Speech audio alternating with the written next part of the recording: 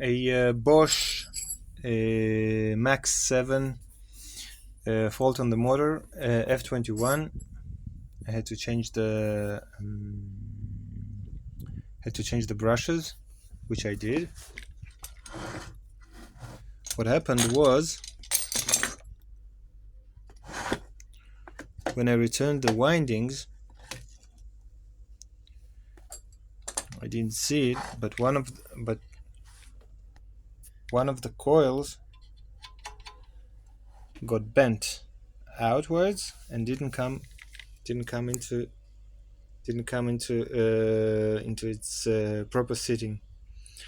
And then when I tried to switch on the machine, nothing happened. So it's good that I found out that was the after fault, because I thought it was maybe the card, maybe something blew out in the card, but no, it was my fault.